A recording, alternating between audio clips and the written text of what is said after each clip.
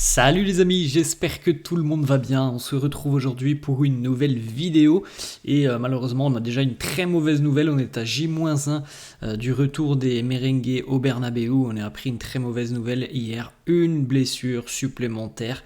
Ça commence déjà à faire beaucoup, hein. On a joué 2 matchs cette saison en compétition officielle, le troisième aura lieu demain et encore une fois déjà des problèmes physique en ce début de saison. On regarde cette petite photo, donc la pelouse est installée, le Bernabéu attend maintenant ses hommes, attend maintenant ses stars. Demain, le Real reçoit Valladolid, deuxième journée de Liga, et donc le retour à la maison pour le Real. Premier match de cette nouvelle saison à domicile au Bernabéu.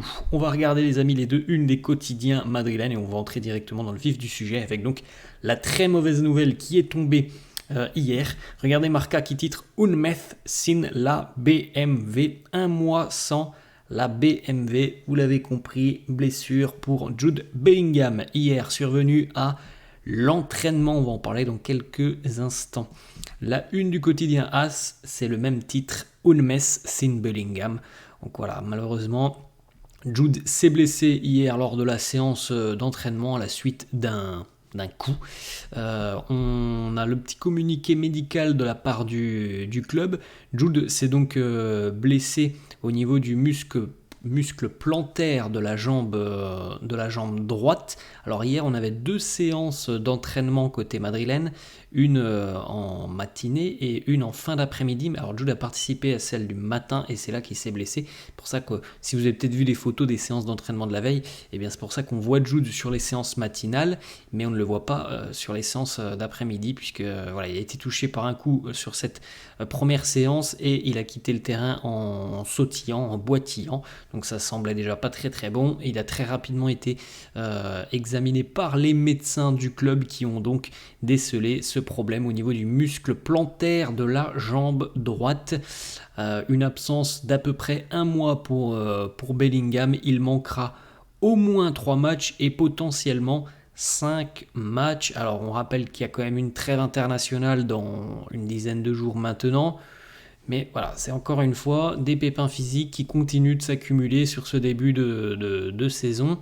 Une petite information d'ailleurs communiquée par Marca ce matin. Le muscle qui a été donc touché, ce muscle plantaire de la jambe droite, c'est un muscle qui relie le fémur au tendon d'Achille. C'est un muscle qui est rare. Alors, pas très rare comme le met Marca, comme l'inscrit Marca ici, parce qu'en final, toutes les personnes qui sont sur Terre n'ont pas forcément ce muscle. Il y a 10% de la population qui n'a pas ce muscle. Alors pourquoi du comment, je sais pas les explications, mais il y a 10% de la population mondiale qui n'a pas ce muscle. Donc Jude a été touché au niveau de ce muscle. Alors on peut aussi le voir dans l'autre sens, hein, la statistique, 90% de la population mondiale a ce muscle. Et voilà, c'est celui-là qui pose problème pour Bellingham, donc une absence d'1 mois pour l'international anglais qui a laissé un petit message sur les réseaux sociaux. Il nous dit il n'y a rien de pire et il n'y a rien que je hais plus pour moi que de manquer des matchs. Bon, j'essaye de voir quand même le côté positif de la chose et je me dis que c'est peut-être mon corps qui avait besoin d'un peu plus de repos après cette saison qui a été déjà très très compliqué. Je suis évidemment frustré, déçu. Je vais supporter les gars comme un supporter. J'espère rejoindre l'équipe au meilleur de ma forme. Merci à tous pour vos messages, votre soutien. Beaucoup d'amour et à la Madrid. Voilà, retour prévu d'ici un mois normalement pour Bellingham, qui va donc manquer le match face à Valladolid, évidemment, le match face à Las Palmas et vraisemblablement le match aussi face au Betis Séville et potentiellement, alors on verra, hein, mais potentiellement aussi le match face à la Real Sociedad et face à l'Espagnol Barcelone. Il ne devrait pas jouer évidemment avec sa sélection et puis je n'ai plus trop le calendrier en tête, mais il est possible qu'on ait aussi des dates Ligue des Champions, donc peut-être qu'il y aura un match de Ligue des Champions qui sera aussi manqué par Bellingham.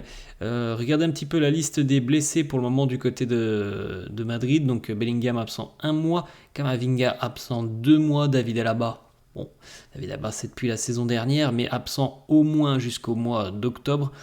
Pour le moment, on n'a joué que 2 matchs cette saison sur un potentiel maximal, alors je pense pas qu'on jouera 72 matchs, mais sur un potentiel maximal de 72 matchs, on en a joué que 2, Et voilà, on a déjà 3 blessures, plus 2 déjà cette saison, donc une par match. Voilà, c'est un très très bon début de saison, comme l'année dernière.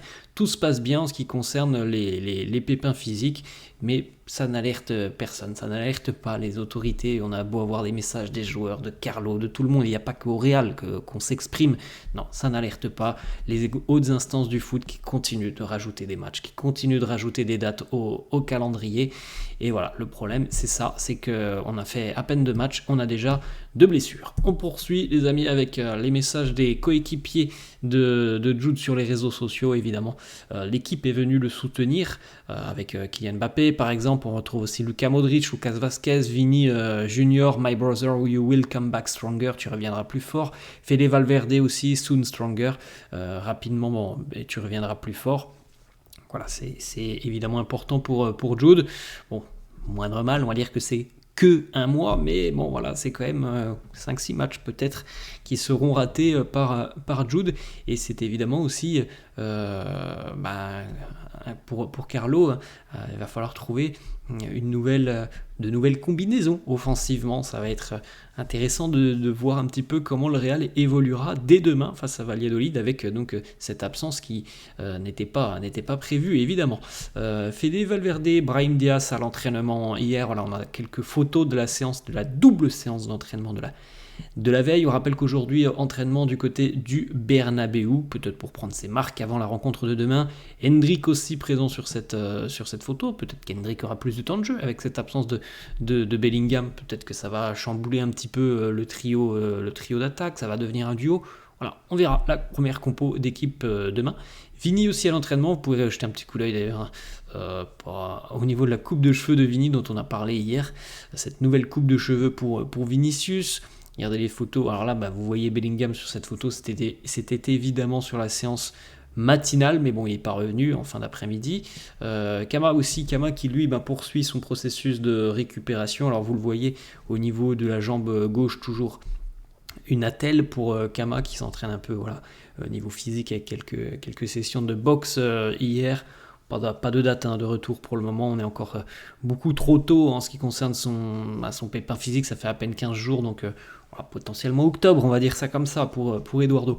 Petite photo aussi assez sympa, on rigole. Bon, il y avait aussi Bellingham présent sur cette photo.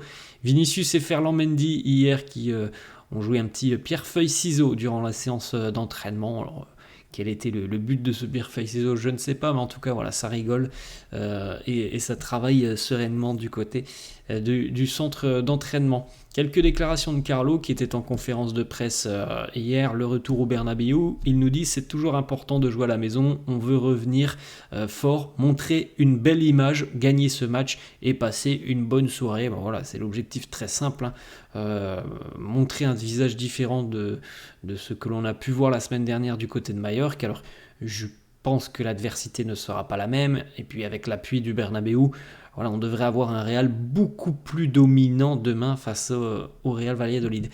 Autre déclat de Carlo sur les critiques que l'on a pu voir, le fait de jouer beaucoup trop à gauche. On avait eu la une du quotidien Marca hier, il nous dit la présence de Vinicius rend nos actions et nos situations avec beaucoup plus de qualité. Benzema aussi, lui voulait jouer centre gauche sur le terrain. Bellingham aussi. Ça a bien fonctionné. Je ne vais pas parler du fait que l'année dernière, nous avons remporté la Ligue des Champions de cette manière. Bon, je pense que quand même il y avait un équilibre un petit peu plus important l'année dernière, parce que cette année, ça fait 2 matchs, et il n'y a qu'un ce match face à Mallorca qui a véritablement posé problème. Mais je pense que l'arrivée de Mbappé fait qu'on a encore un joueur à dominance et à dominante gauche. Alors, l'année dernière, il n'y avait pas de Mbappé, il y avait par exemple Rossellou, c'est axial. Rossellou, il va pas à gauche, il va pas trop à gauche, il va pas trop à droite, c'est plutôt axial. Là, on a 4 profils. Même Bellingham, il a plutôt cette dominance à gauche parce que le jeu est à gauche. Donc voilà, je pense que l'année dernière, c'était quand même un petit peu différent. Il y avait un petit peu plus d'équilibre selon moi l'année dernière, suivant les joueurs qui étaient associés. Mais là, l'ajout de Mbappé, qui est un joueur à gauche, ça fait que oui, on a quand même un encombrement côté gauche. Autre déclat de Carlo sur, vous savez, la petite polémique liée à Rodrigo cette semaine avec ce message WhatsApp. Carlo nous dit: j'ai parlé à Rodrigo, il m'a dit qu'il n'avait absolument rien dit et rien écrit. Le message n'a pas été envoyé par lui. Il est très heureux et tout se passe bien. On enchaîne. Autre déclat de Carlo, les débuts de Mbappé demain au Bernabeu. Il nous dit ça va être super pour Kylian Mbappé, il va jouer au Bernabeu et les fans vont être très heureux de le voir. Une réponse aussi sur une question, voilà, est-ce que le Real va signer un défenseur central? Réponse de Carlo: non, notre marché est terminé, est clos, il n'y aura plus d'arrivée sur ce mercato estival. Deux petites déclarations de l'entraîneur du Real Valladolid, Paulo Pezzolano, qui nous dit: le Real, ce sont tout simplement les meilleurs, mais on va se donner à 100%. J'ai la croyance que l'on peut obtenir un résultat dans cette rencontre. C'est un sacré challenge pour Valladolid. On avait regardé les stats hier. C'est en général une équipe qui a beaucoup de difficultés face au Real. Autre déclat de Paulo Pezzolano qui nous dit que les deux jeunes madrilènes Mario Martin et Juanmi Latassa pourraient être disponibles demain. Ils ne sont pas encore enregistrés dans le système de la Liga. Et du côté de Valladolid, on se presse pour que les deux joueurs puissent être disponibles et affronter le Real dès demain. Donc voilà, on aura peut-être deux anciens madrilènes qui affronteront le Real demain. Et on se souvient d'ailleurs, les amis, vous vous en souvenez, je pense que l'année dernière, sur le début de saison, il me semble que beaucoup d'anciens joueurs du Real avaient fait mal justement au merengue et avaient marqué face au Real. Je me souviens notamment de Kubo, me semble-t-il. Je me souviens aussi du côté de Almeria. J'ai oublié son nom. Non, Sergio Arribas, pardon, lui aussi. Et je crois qu'il y en avait même eu d'autres qui avaient marqué, des anciens joueurs du Real qui se montraient lorsqu'ils affrontaient le Real la saison dernière. Une petite information, Marca qui nous annonce que Rodrigo pourrait évoluer en numéro 10 demain, derrière Vini et Kylian Mbappé. Marca annonce aussi que Modric et Arda Güler, ça serait peut-être l'un des deux qui va remplacer Jude Bellingham. Alors voilà, la compo du quotidien Marca.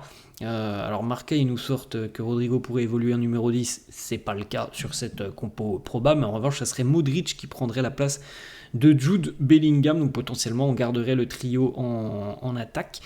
Voilà, Marca évoquait aussi potentiellement une attaque qui passe à 2. Bon, je pense qu'on va plutôt continuer à 3, après on verra demain, mais Courtois, Rudiger, Militao, Carvajal, Fran Garcia, Tchouaméni, Modric, Valverde, donc au milieu de terrain, Vini, Mbappé et Rodrigo. Voilà, Modric ou Arda Güler, ça me semble être une solution et une idée plutôt satisfaisante. On aura la compo officielle demain.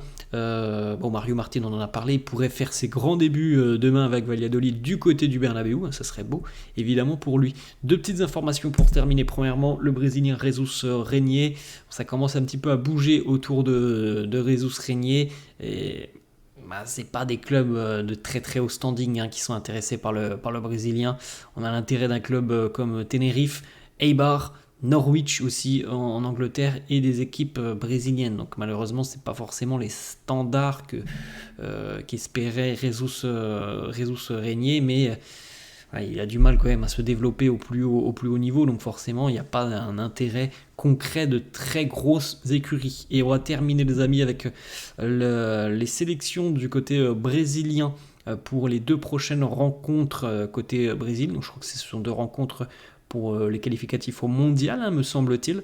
Donc on retrouve tous les Madrilènes qui sont retenus pour les deux prochaines rencontres, donc face à l'Équateur et le Paraguay. Vini est présent, Hendrick est présent, Rodrigo est aussi présent, Militao est aussi présent. Voilà les amis, la fin de cette vidéo, j'espère que ça vous a plu. N'hésitez pas comme d'hab à lâcher un petit pouce bleu, n'hésitez pas non plus à vous abonner à la chaîne, je vous laisse et je vous souhaite une très bonne journée.